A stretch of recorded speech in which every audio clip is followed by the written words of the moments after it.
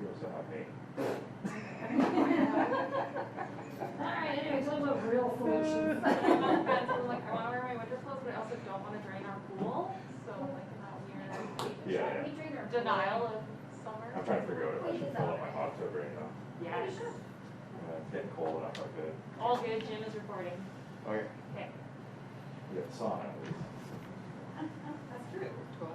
That's in the house though. And we're both in the house. Oh yeah, that's right. Good morning. Thank you for coming. I'm Constable Tanya Vizantine. Tanya is T-A-N-I-A. Vizantine is V-I-S-I-N-T-I-N.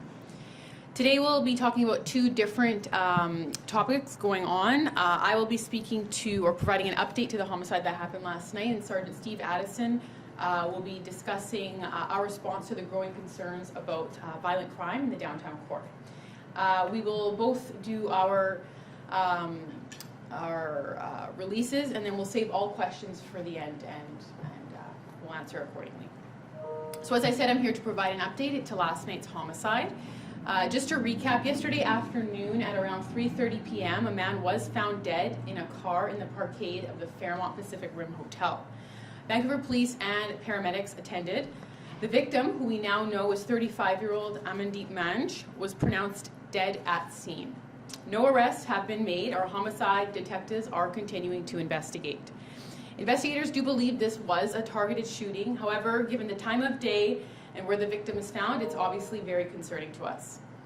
We also know that when a shooting of this nature does occur, it always poses the risk of a retaliation, and that's where public safety does come into risk, as there always could be innocent bystanders. It is unknown if this shooting is connected to the Lower Mainland gang conflict or not. That is something our investigators are still working on. Additionally, earlier this morning, witnesses called police to report a vehicle on fire in East Vancouver near Charles and Penticton streets. Our investigators are working to determine if there's a connection between that arson and the murder from last night. So we are asking anyone with information to call police. We are asking people who may have had their vehicle parked in the underground parkade. It was P3 of the Fairmont Hotel parkade. If there's anybody that was parked around that time in the afternoon and their vehicle is equipped with dash cam footage, we ask that they call police and provide that information. Homicide number is 604-717-2500, and of course you can always call Crime Stoppers anonymously, 1-800-222-8477. So again, I'll end up here. I'm happy to answer any questions on this at the end. I'll now like to call up Sergeant Addison to speak to the concerns in the downtown core.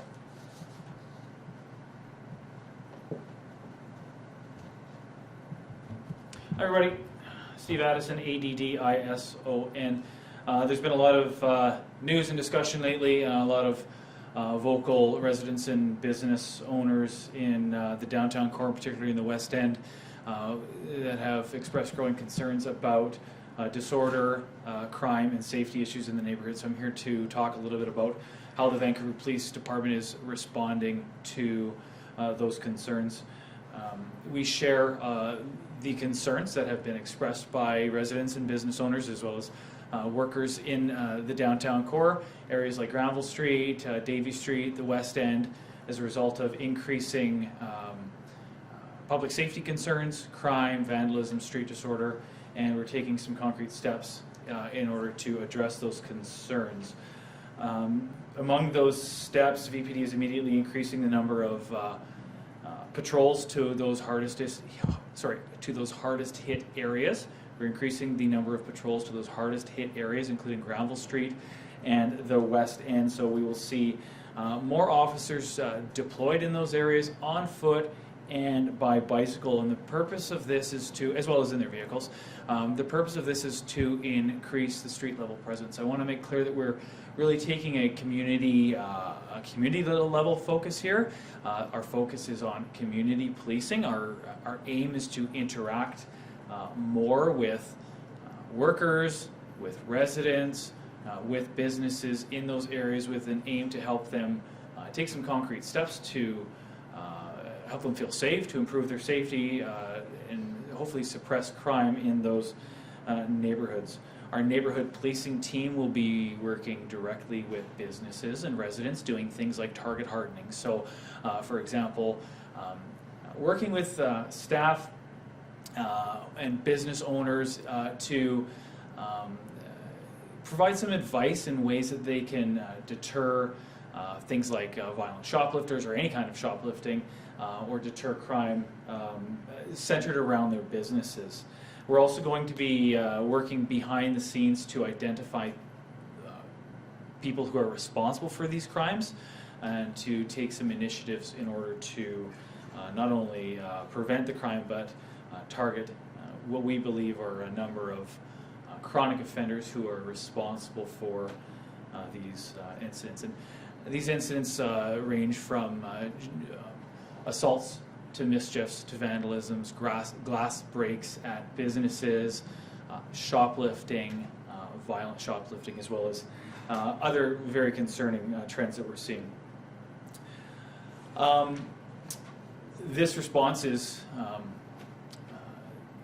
the latest initiative that the VPD has undertaken in response to concerns that we have and concerns that we've heard loud and clear from residents and businesses in the downtown core about their safety and about crime that is increasing in the neighborhood. Earlier this year, the Vancouver Police Department launched a very successful month-long project. It was called Project Arrow, and this was in response to a significant increase in violent shoplifting incidents that were occurring at businesses in the downtown core. We were seeing shoplifters enter those businesses in an attempt to steal product. If confronted by staff or security, we were seeing an alarming increase in the number of cases of staff members being assaulted or threatened with weapons. And as a result of that, we undertook a very proactive project where we worked with businesses in the downtown core to target those chronic and violent shoplifters. And as a result of that, we were able to make 130 arrests.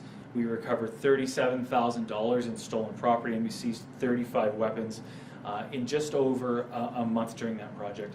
These are some of the examples of proactive police steps that we will be continuing to take to address these concerns.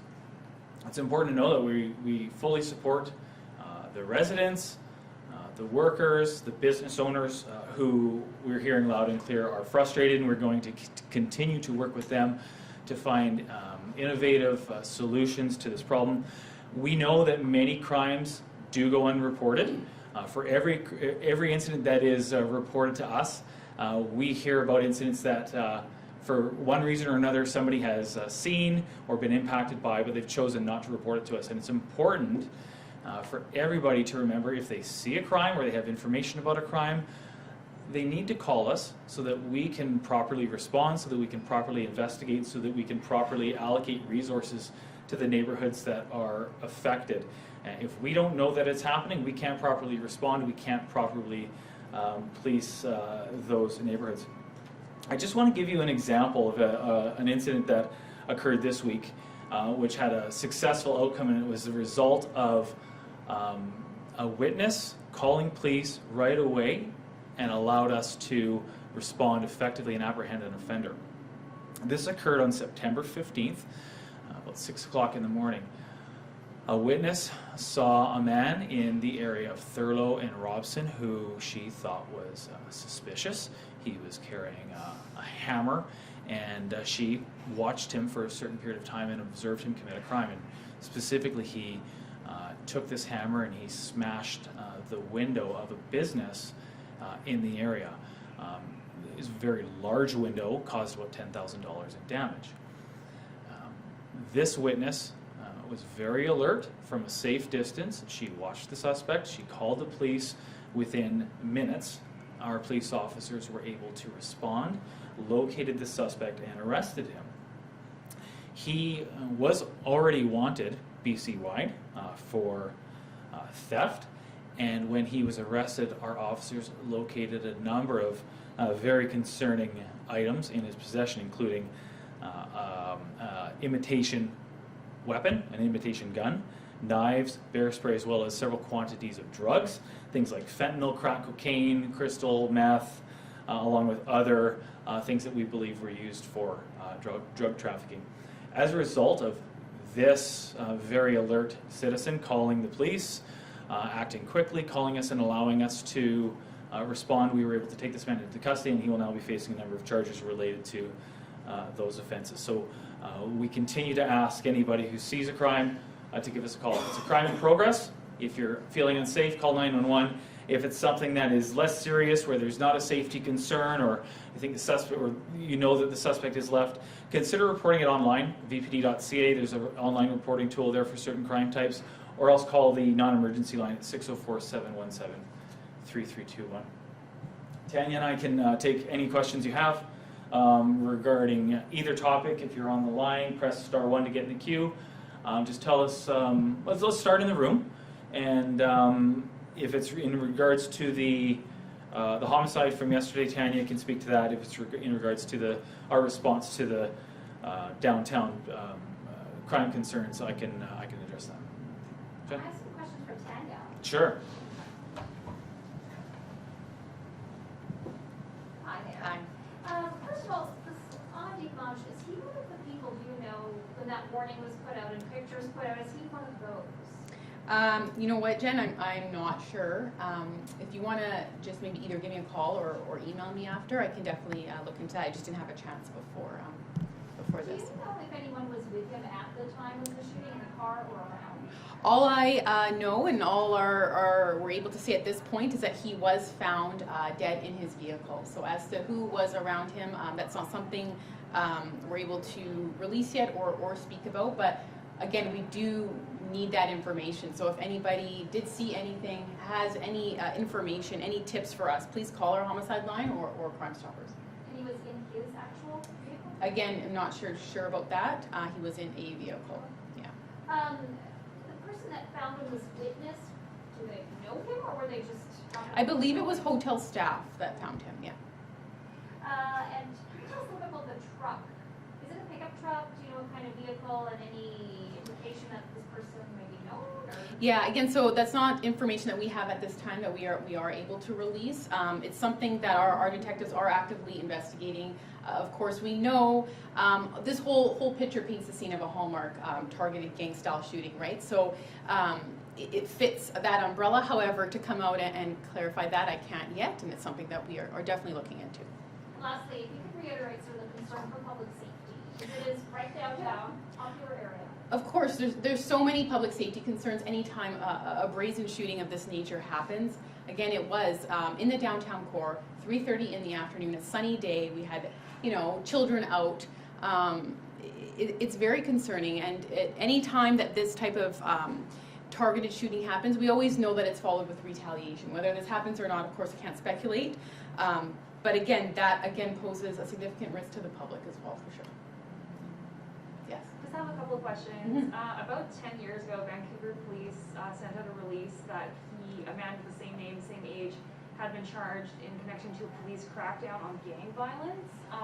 You had said there's no definite link to gang violence here, but does this man have a history with gang violence? And can you talk about his interactions with police? Yeah, so he does have a prior police record, on the court registry and open sources there. You can definitely see that. So we know this was targeted. Again, it has all the hallmarks of a gang shooting. To say that it's connected to the current Lower Mainland gang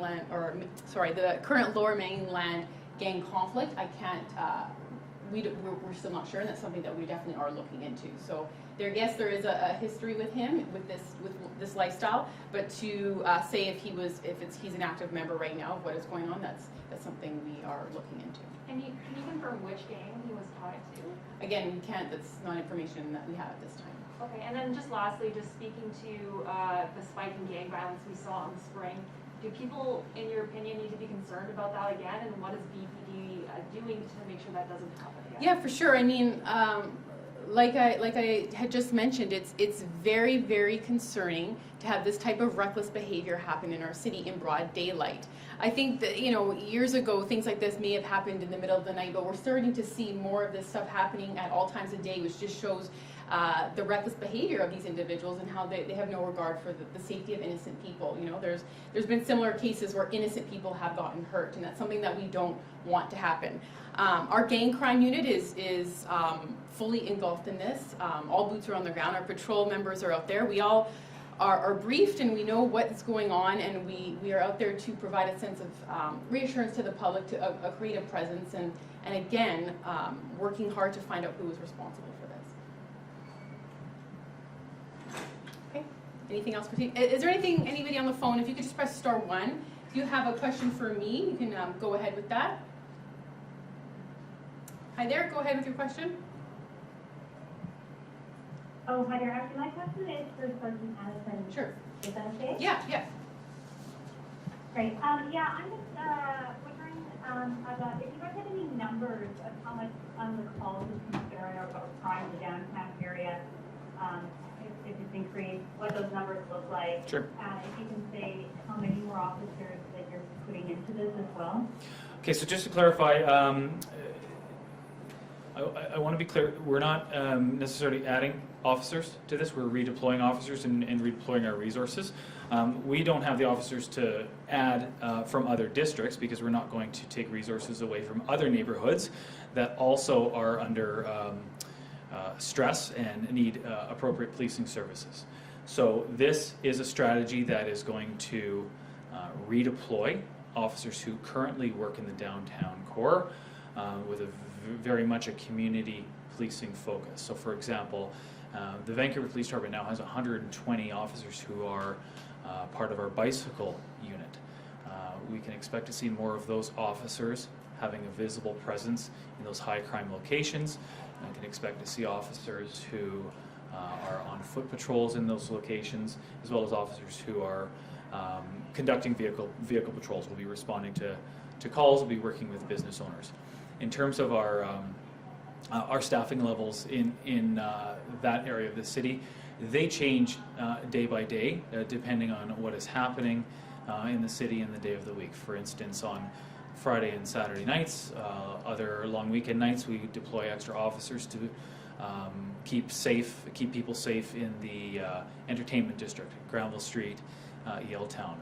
Our gang crime unit is very active in the downtown core, and on particularly busy weekend nights, we'll see extra officers from our gang crime unit working in that area.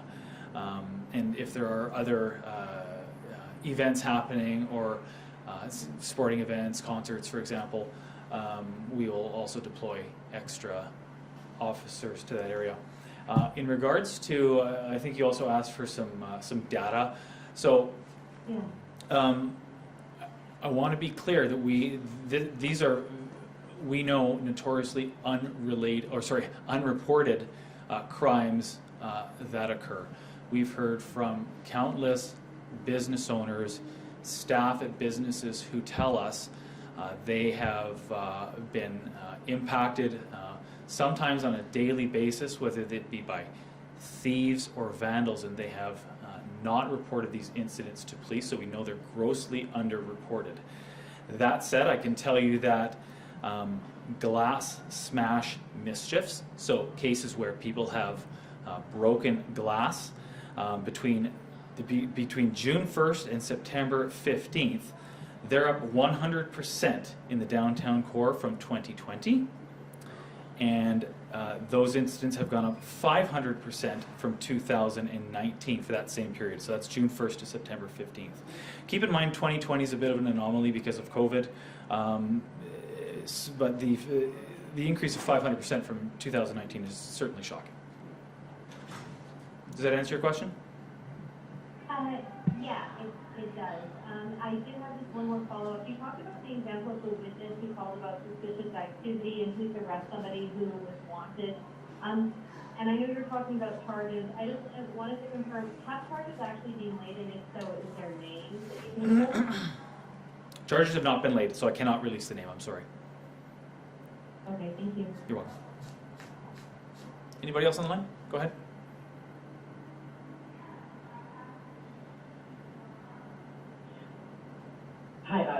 20 to 80 the Crow, you stated the homeless and people facing addiction will be left out of the the focus of your attention. Will you have any extra bodies out there to assist them? Our neighborhood policing team interacts with dozens of people a day, hundreds of people each week who are facing homelessness, living with addiction, living with mental health. As I said, this initiative is very community-based, community policing-based. We have officers who are who work in the downtown core and everywhere in the city, for that matter, who frequently interact with people who are vulnerable in the city, help direct them to appropriate social services that they may require, and check on their well-being. For example, people who may be living on the streets. We know there's a significant homeless population in the West End and the downtown core. It's a very common site for our neighborhood policing team to, as they're making the rounds, to interact with these folks, check in on them, make sure they're comfortable, make sure they're safe, and help direct them towards any services that we're unable to offer. Maybe they're social services, but direct them to those services they may need so that they can live a better life. Right, and lastly, you said you wanted to take more of a community approach with the rise in crime by talking to residents and business owners. What kind of approach are you guys going to take when some of the residents and business owners have more of a fear associated with the DPD? Well, we're hearing from a number of residents and business owners who are very appreciative and very supportive of the Vancouver Police Department and what we do. They are stressed and frustrated by what they see as rising crime in their neighborhood and a decreasing level of safety. We are going to continue working with those residents and those businesses with an aim to improve their feelings of safety and to decrease crime. Awesome, thank you. You're welcome. No more questions on the phone? Okay, anything else in the room? Okay. Thanks, everyone. Thank you, sir. Thank you. Thank you for coming.